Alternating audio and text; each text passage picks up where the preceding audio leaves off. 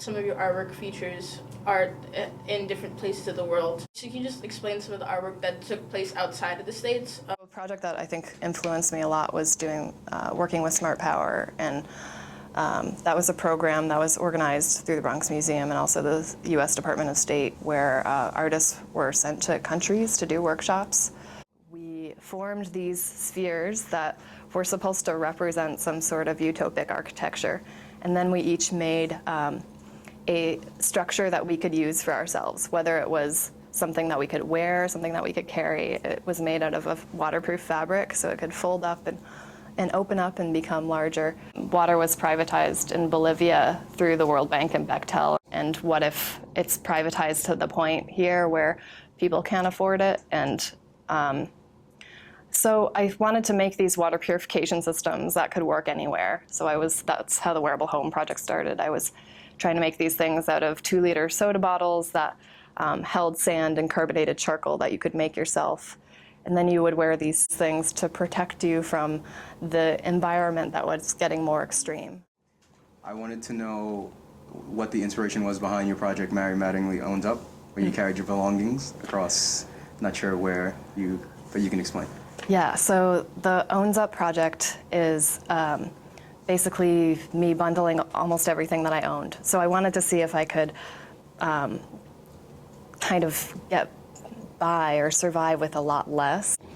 Those objects, of course, they tell a story about us and the objects that we keep with us, but they have this entire other history of, from the process of them being made to distributed to bought to potentially ending up in the landfill or to being recycled, and exposing of the mass and weight of all the things that we end up owning in the society, and a burial. So it ended with a burial where I buried a lot of the objects. Hi, my name is Clarissa Almonte, and I will be asking you some questions about your project pool. Okay. I know that for this project you collaborated closely with the Bronx Museum of the Arts. How was the process of collaborating with them? We worked with the Bronx Museum of the Arts and the Museo Nacional de Bellas Artes for over a year to plan it. And right as we were making the plans to have the travel happen, there was all of this talk about the United States opening up borders again with Cuba, and actually ended up being 2.5 months that I could stay, which was great and also challenging. So basically I came over with a basic idea of, making a sphere kind of like this.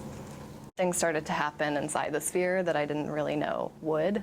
And it included songbirds, and it included edible fruits and fish. And I think it was because a lot of people I met kept birds and fish. It just, to me, spoke a little bit about love and how things that, how animals are so important to humans, and how they're caring for an animal can be, a form of humanity.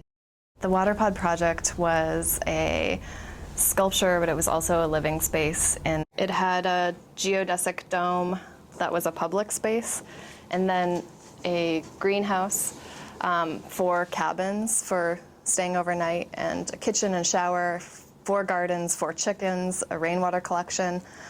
And it had what we thought was like everything that you would need to live more interdependently and more holistically in the city. So our idea when forming this, and this was something that I collaborated on with a group of people, from engineers to scientists to other artists to educators and students and small business people. And if we could think of ways that we can recreate those more natural, what we call natural systems inside the city, be cheaper, it'd be fresher, it'd be like more healthy overall. Me and my friends did when we were living on there is we try to quantify how much time we spent taking care of the ecosystems versus working when we were working. So some of us even gave up our apartments and jobs to move on, and really hoped that it would be longer term, but it was only 6 months.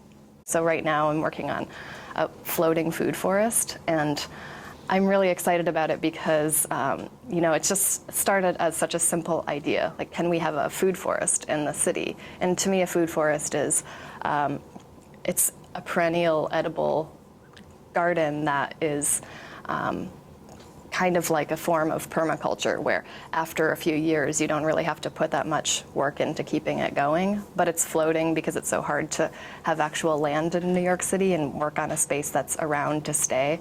I guess I have both an optimism and a pessimism, and I think to understand the human narrative in this way that's really reliant on science fiction was where I was coming from with the Wearable Homes project. It was kind of like the dystopic science fiction story that we don't have to get to because there's so many things that we can do, hopefully, before we get there.